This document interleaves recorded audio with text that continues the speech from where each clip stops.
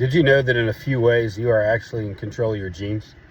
Like seriously, like DNA responds to us. Now, not the DNA that makes up the way that you look or the DNA that you were born with and things like that, the DNA that can identify you, but like there's DNA that's consistent with that, right? That's zipped up into packets and it contains potential, right? But it's not unleashed. That potential is not unleashed until it's signaled, right?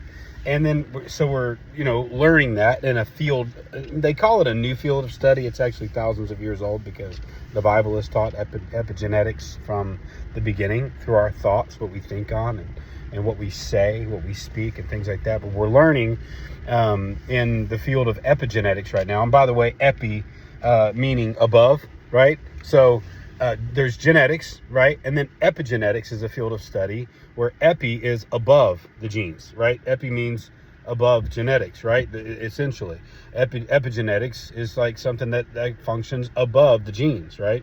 And so you have epigenetics, and so these genes are there, and it's dormant DNA, right?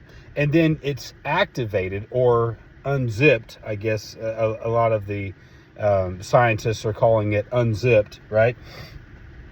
So it's zipped up or being unzipped by signals. And what are the signals? Words and thoughts. A lot of it is thought, right? As a man thinks in his heart, so is he. The Bible's taught that for thousands of years. We think that it's this new field of study. It's so fascinating, it's so amazing. The Bible's been teaching it for thousands of years. And then we tend to think, oh, isn't that cute that the Bible's talking about? No, it's good to have positive thoughts. It's good to say nice things. It's good to just be nice and say nice things and make nice. And we think about it like that, right? But no, it's actually life and death are in the power of your tongue. You can have dormant DNA inside of you. That means that from generation to generation, you're carrying a certain form of cancer, right? But you don't have to turn it on, right? This is why people with identical DNA, like identical twins, one can develop a certain disease and the other one doesn't, right?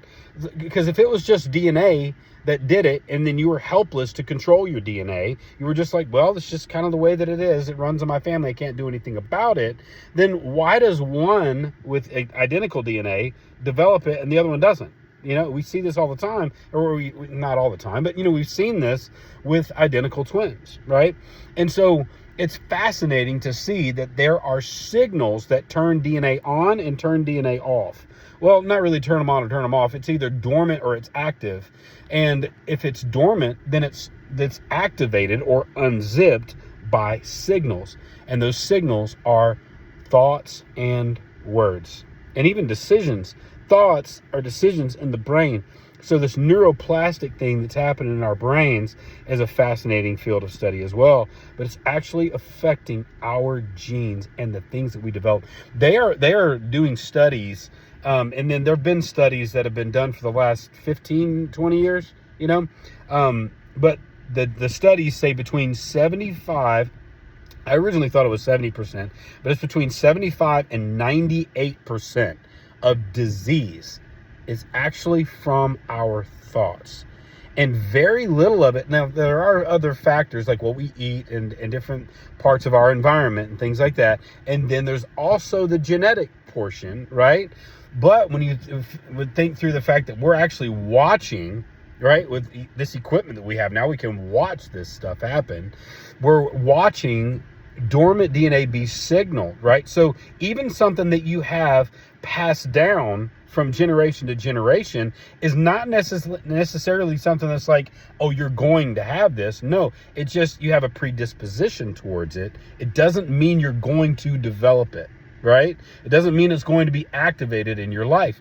And so we're literally seeing that life and death are in the power of the tongue. And this isn't even putting on the table the fact that God has the supernatural ability to heal. Well, your body has the natural ability to heal. God created it that way. He created your brain to be neuroplastic, told you to think on wonderful things, like, all these things. If anything is pure and lovely and all this stuff, think on these things, right? And we think, oh, it's just basically garbage in, garbage out. Yeah, but it's deeper than that. Like we didn't realize that it's actually activating dormant DNA, right? It's crazy. So the fact that the Bible knew this stuff early on, and we just kind of thought of it as a general rule to just kind of maybe go by as much as we can. No, it's literal, man. Life and death are in the power of the tongue. As a man thinks in his heart, so is he. And the Bible's just right all along.